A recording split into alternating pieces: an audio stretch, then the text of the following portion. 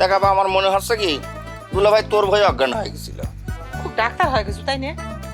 হইছে, যা হবার তা তো হইছে। ভবিষ্যতে যেন এরকম ঘটনা না ঘটে রে মতি। কি রে মতি, তোর এত অধপতন, তুই জামাইয়ের গায়ে হাত তুলিস? বিশ্বাস করো আব্বা, আমি দুলাভাইয়ের গায়ে হাত দিয়া তো দূরের কথা, তাকে আমি টাচও করি নাই। তুই যদি তার গায়ে টাচই না করবি তাহলে একটা মানুষ কি বাতাসে অজ্ঞান হয়ে পড়ে গেল? বাড়ির মানুষের সাথে খুব বীরত্ব দেখাস তাই না? এই বীরত্ব যদি যায় সর্দার বাড়ি দেখাইল না, তাহলে না বুঝলাম না যে তোর হেডম আছে। আচ্ছা, আমি এখন কেবা করে বুঝাই? হ্যাঁ, সেখানে কেউ উপস্থিত না থাকলেও সাক্ষী কিন্তু আছে। সাক্ষী আছে আকাশ বাতাস গাছপালা পশু পাখি, তারা জানে আমি একটু মিথ্যা কথা করছি না।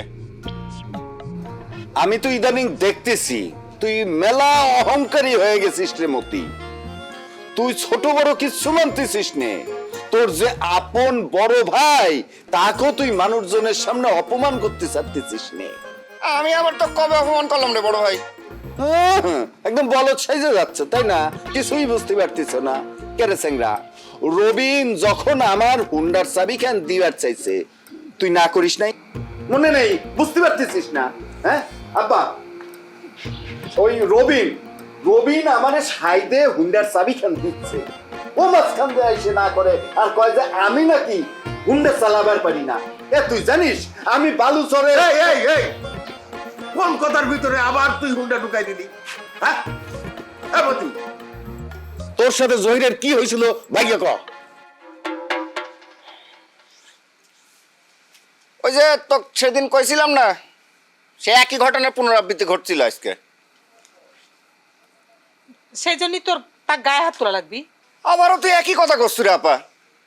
আমি তোর কথা মতোই তাক চাপ দিয়ে ধরে কইছি যে কার সাথে কথা করছিলেন এটা আমার কয় লাগবি, উল্টো সে আমাকে মারতে আইছিল।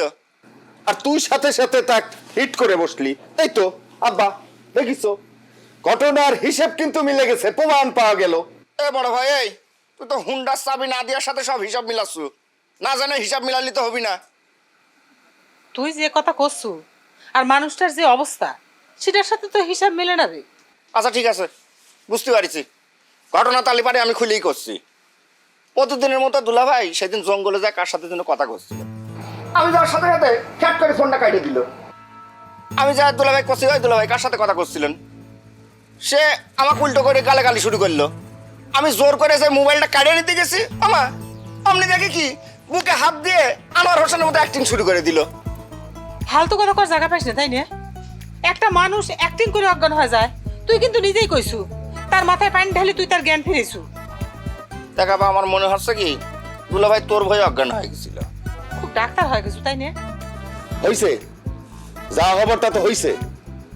ভবিষ্যতে যেন এরকম ঘটনা না ঘটে রে মতি। জহির এই বাড়ির বড় জামাই, তার তার প্রাপ্য সম্মান দেওয়াই লাগবে। শোনে, তুই এখন যাবো যায় তোর দুলিবার কাছে ক্ষমা চাবো, আর হচ্ছে গা তার শরীরের অবস্থা কেমন এটা যাই নিয়ে দরকার হলে তাকে হাসপাতালে নিয়ে যাবো। যা।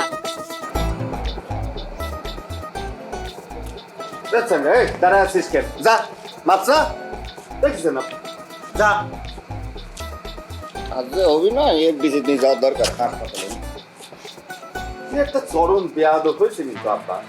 তুমি নিজে হাতে যদি শাসন না করো তাহলে আমার কিন্তু হাতে দায়িত্ব নিতে হবে। আচ্ছা ঠিক আছে, তুই আবার বালুচরে টানিয়ে দিস না।